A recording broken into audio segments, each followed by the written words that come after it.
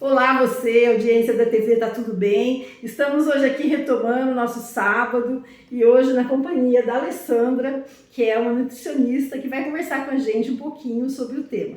Alessandra, eu gostaria que você se apresentasse para a nossa audiência e contasse um pouquinho para a gente como foi essa escolha de ser uma nutricionista, como que é esse trabalho no dia a dia. Bom, meu nome é Alessandra, eu sou nutricionista. Eu originalmente sou formada em física. Foi uma mudança de carreira um pouco tardia na minha vida e eu tive duas principais motivações. A primeira foi o meu marido ter ficado internado durante um período bastante longo no hospital. Ele ficou 32 dias internado no hospital em São Paulo e algumas coisas me incomodavam ali, que eu comecei a perceber que ele não comia e ele não melhorava porque ele não comia.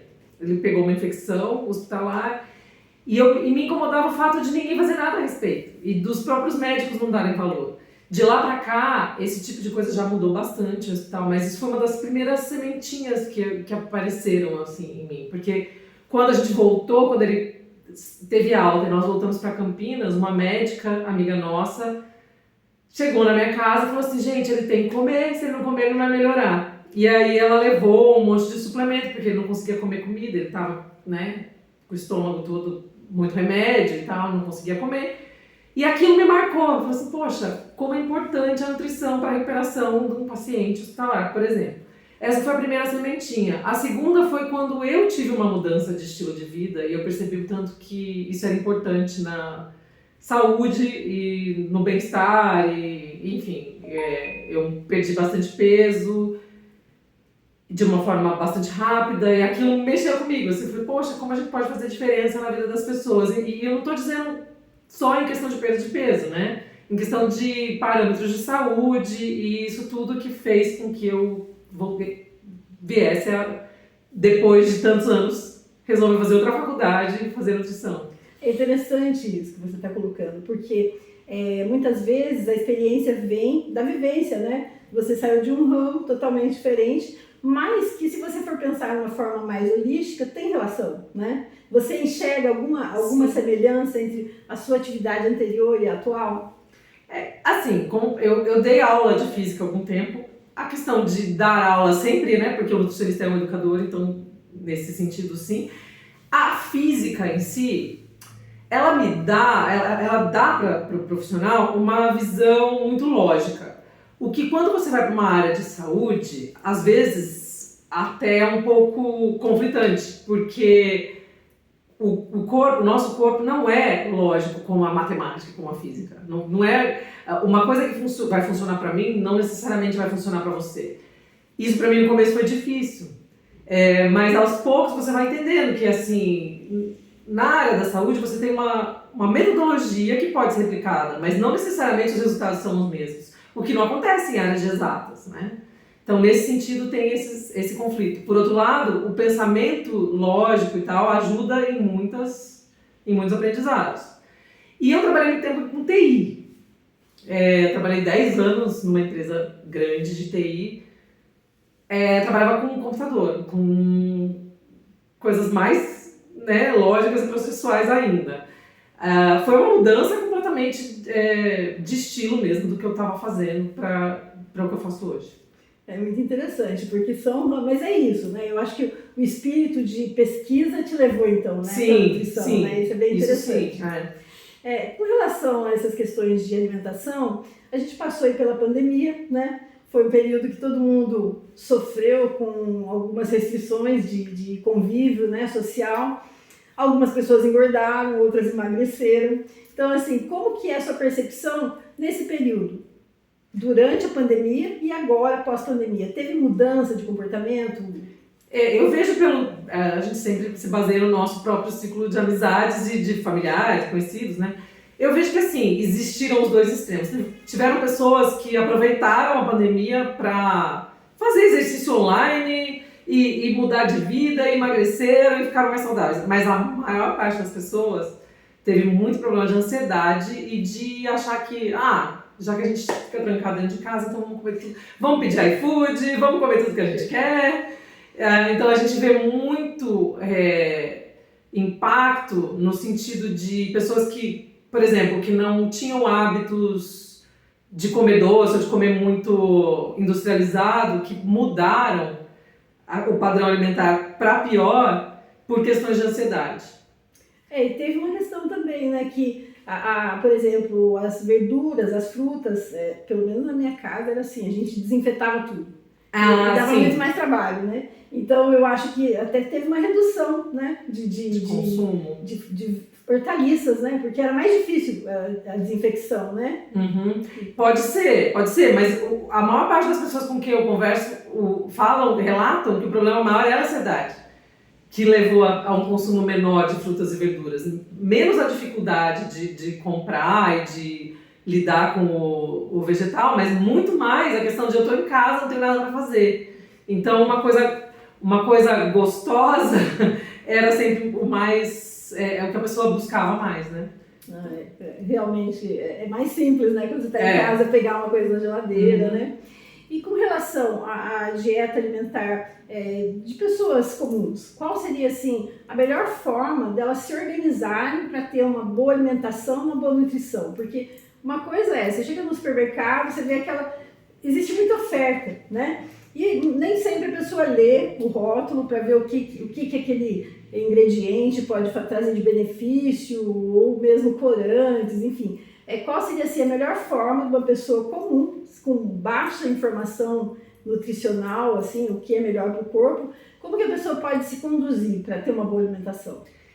Uma coisa que a maior parte dos supermercados, eu não estou dizendo todos, né? Mas assim, a maior parte dos supermercados, as gôndolas de vegetais e de frutas e de carnes, elas estão sempre no entorno dos supermercados. Pode ver que os produtos industrializados estão sempre no meio, porque a ideia é que o consumidor passe por aqueles produtos que são mais, como se diz, valorizados pelo próprio supermercado, pelo lobby da indústria alimentícia, e você, né, acaba comprando a maior parte das coisas ali no meio e ignorando as laterais, né?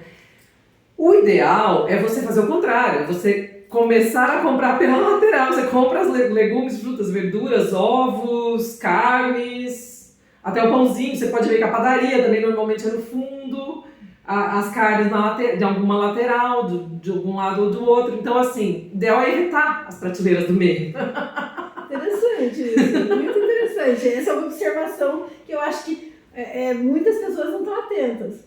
Né? E assim, é o que a gente na nutrição fala-se muito em abrir menos pacote, né? Abrir menos embalagens e descascar mais. Então, descascar uma fruta, uma verdura, um legume, sempre vai ser uma opção muito melhor do que você optar por coisas embaladas. Agora, é óbvio que tem algumas coisas que não tem como. Arroz, por exemplo, você tem que ir para o meio das prateleiras, porque a gente só encontra arroz ali, arroz, feijão. Mas quanto menos ingredientes um industrializado tiver, melhor é. Essa é uma regra. Se a lista de ingredientes for muito grande, se tiver nomes que você não entende, corre. Deixa de lado. É uma boa dica. Essa do supermercado eu acho que é excelente, porque realmente, né?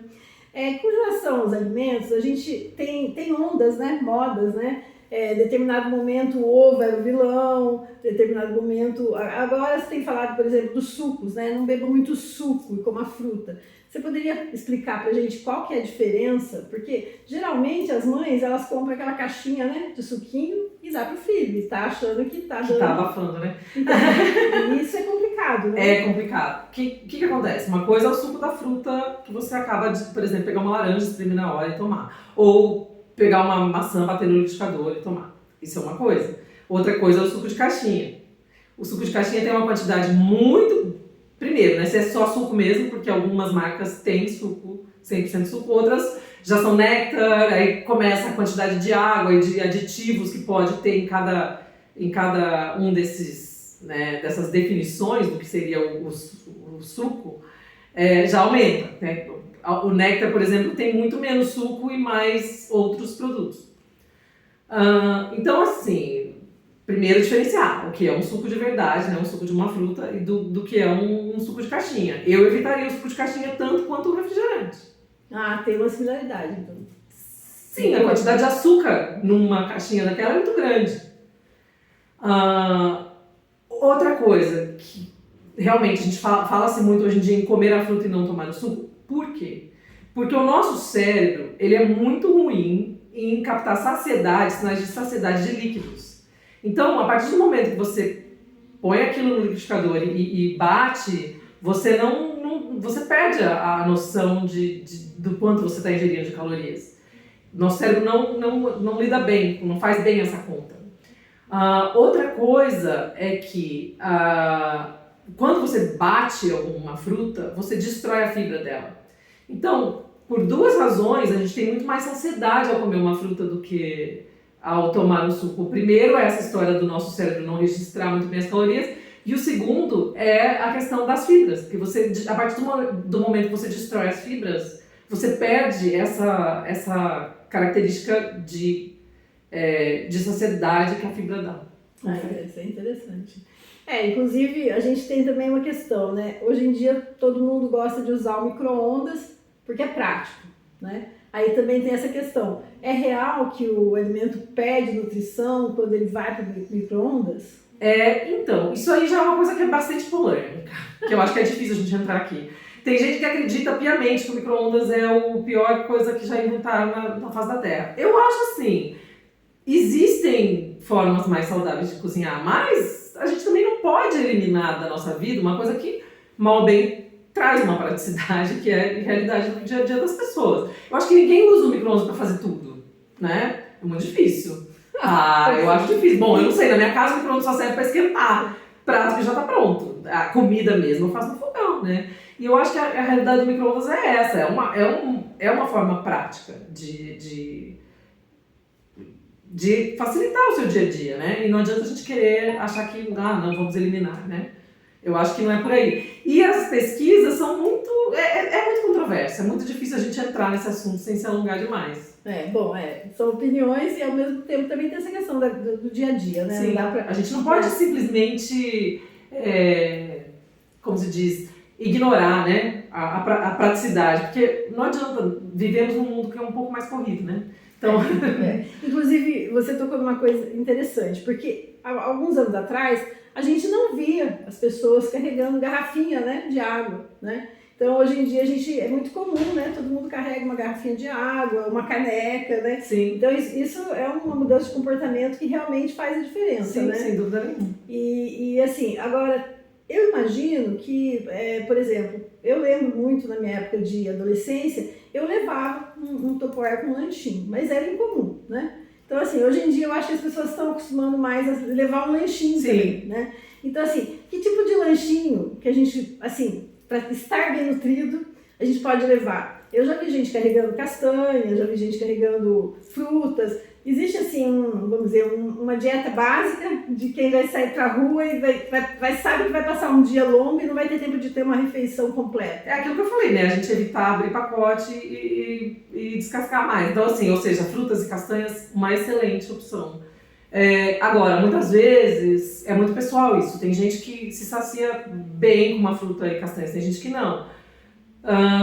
Um pãozinho com alguma, sei lá, com alguma carne ou queijo, ou dependendo das opções da pessoa, fazer um patezinho, uma alface, um tomate, tudo isso tá valendo. Agora, evitar coisas do tipo ir no supermercado, comprar uma barrinha de cereais que, gente, barrinha... Mas isso é um padrão, né? Isso é um padrão, porque a gente vê muito as pessoas que estão com pressa carregam, né? Barrinha, carregam aqueles pacotinhos que vêm com 2, 3 unidades de bolacha. Sim. Isso também não nutre, né? Não só não nutre, como tem um monte de conservante, um monte de coisas... aquelas coisas que eu comentei antes. As coisas que você não entende o nome, não são muito boas para a saúde. Fora que elas costumam ter muita gordura hidrogenada e muito açúcar. Muito mais do que a gente deveria comer. Mesmo na bolacha salgada tem muito açúcar. Então é muito complicado. É complicado. Na verdade, a alimentação hoje ela é uma preocupação. Tem as pessoas que têm excesso, né? E as pessoas que têm pouco acesso, né, à alimentação. Agora, na sua opinião, qual a relação da alimentação com o bem-estar, tanto físico quanto emocional, mental, tem uma relação? Opa, tem. Eu acho que tem dois pilares que são fundamentais. Um, eu vou só citar, porque eu não sou educadora física, então eu não posso ficar me alongando sobre isso, mas um é a atividade física. É uma das coisas que mais traz bem-estar, e a outra é a alimentação. E quanto mais você come de forma natural, melhor o seu corpo funciona. Você percebe nitidamente. Por quê? Porque você tem mais nutrientes, você tem mais minerais, mais vitaminas, mais fitonutrientes, são coisas que o nosso corpo precisa para funcionar direito. Então o seu intestino funciona melhor, e se o seu intestino funciona melhor, hoje em dia é famosa a história do relação intestino com tudo. Então, quanto melhor o seu intestino funciona, melhor o seu corpo inteiro funciona, inclusive o seu cérebro. E a pele, né? Tem a efeito, pele, né? O cabelo, né? Sim, isso tudo. Realmente. O intestino tem ligação com o nosso corpo inteiro.